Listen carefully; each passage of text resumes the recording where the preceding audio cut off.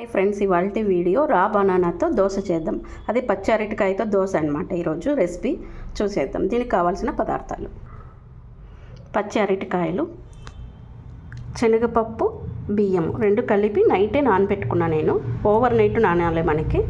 ఒక గ్లాసు బియ్యం అయితే రైస్ తీసుకుంటే ఒక గుప్పెడు, మన గుప్పెడుతో శనగబ్యాళ్ళు ఒక గుప్పెడు రెండు కలిపి ఓవర్ నైట్ నానబెట్టుకోవాలి. మనం టైం లేకపోతే కనీసం 3 hours అన్నా మనం నానబెట్టుకోవాలి ఈ రైస్ని.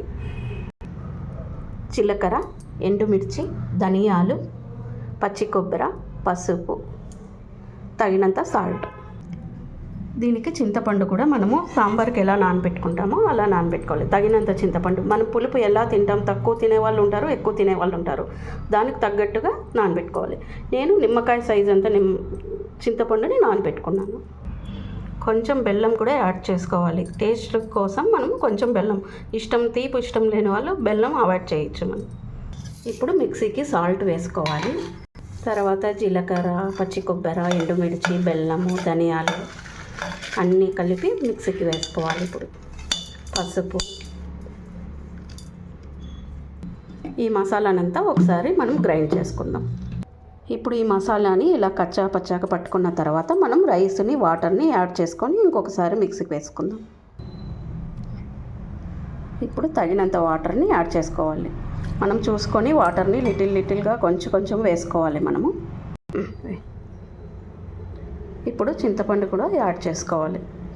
ఇప్పుడు దోసపిండి ఎలా వేసుకున్నామో వాటర్ వేసుకొని కొంచెం గ్రైండ్ చేసిన తర్వాత చింతపండుని కూడా యాడ్ చేసుకొని ఒకసారి గ్రైండ్ చేసుకుందాం.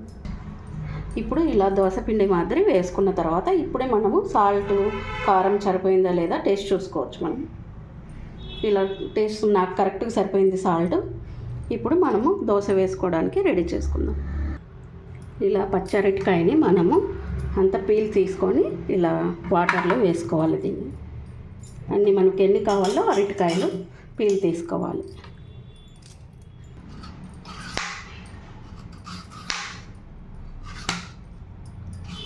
ఇలా అరటికాయని మనము పీల్ చేసుకోవాలి.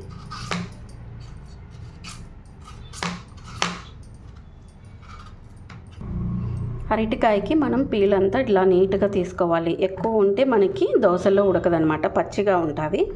మనం పీల్ అనేది ఇలా నీట్గా తీసుకోవాలి. చూడండి, క్లీన్గా తీసుకొని కొంచెం వాటర్ వేసుకొని దాంట్లోన సాల్ట్ వేసుకుంటే మనకి బ్లాక్ కాకుండా ఉంటుంది. వాటర్లో సాల్ట్, చింతపండు కూడా యాడ్ చేసుకోవాలి. అప్పుడు మనకు బ్లాక్నెస్ రాకుండా ఉంటుంది అరటికాయ. బనానా చిప్స్ కట్ చేసుకుంటాం కదండి, రౌండ్గా సల్పాగా కట్ చేసుకోవాలి, దప్పగా కట్ చేసుకోకూడదు. ఇలా అన్ని రౌండ్ కట్ చేసుకొని పెట్టుకోవాలి మనం.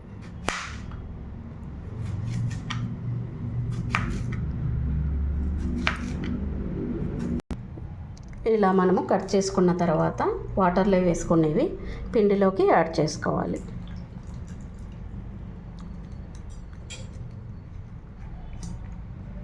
ఆల్రెడీ నేను దోశ పెన్నంని హీట్ చేసుకున్నాను. ఇప్పుడు దోశ వేసుకుందాం. ఇలా బనానాని మనము దోశ పిండిలో అద్ది ఇలా మనము దోశ పెన్నం మీద వేసుకోవాలి.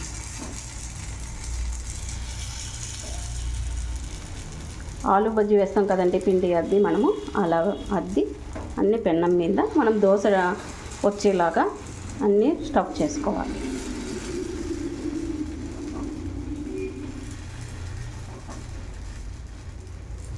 ఇలా దోశ మాదిరి మనము అన్ని అరటికాయల్ని వేర్చుకోవాలి. రౌండ్గా రావాలన్నమాట. ఈ రెసిపీ అంతా మా ఆంటీ వాళ్ళది. ఇది ఆంటీ చేస్తున్నారు, నేను వీడియో చేస్తున్నాను అనమాట. ఇది నేను ఫస్ట్ టైము, కానీ టేస్ట్ మాత్రం చూసాను. చాలా టేస్ట్ అనేది చాలా సూపర్గా ఉందన్నమాట. మీరు కూడా ఒకసారి ట్రై చేయండి కంపల్సరీ. ఇలా మూత పెట్టుకొని మనము దోశని కాల్చుకోవాలి. ఇలా మీడియం ఫ్లేమ్ పెట్టుకొని ఒక 5-2 minutes మనం కాల్చుకోవాలి. అప్పుడే మనకి గోల్డ్ కలర్ వస్తుందన్నమాట. చూసి మనం దోశని తిప్పుకుందాం.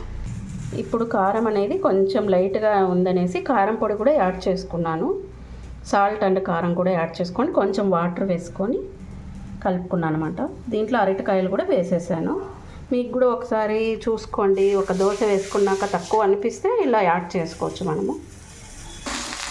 దోశ కాలింది చూడండి, కలర్ఫుల్గా ఉంది మనకి.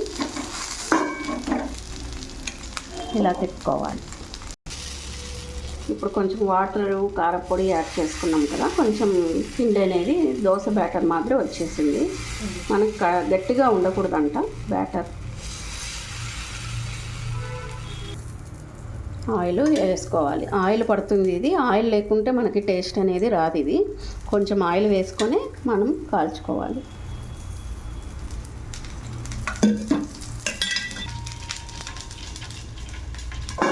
చూడండి మనకి దోశ కాలింది కదా, మనకి అప్పుడే కలర్ కూడా చేంజ్ అయింది, పిండి పచ్చిగా లేదు పైన.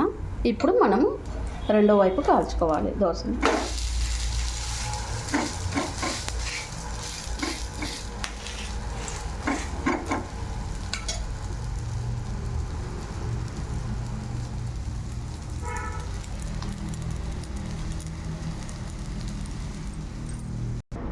అరటికాయ దోశ రెడీ అయింది. నచ్చితే లైక్ చేసి, షేర్ చేసి, సబ్స్క్రైబ్ చేయండి.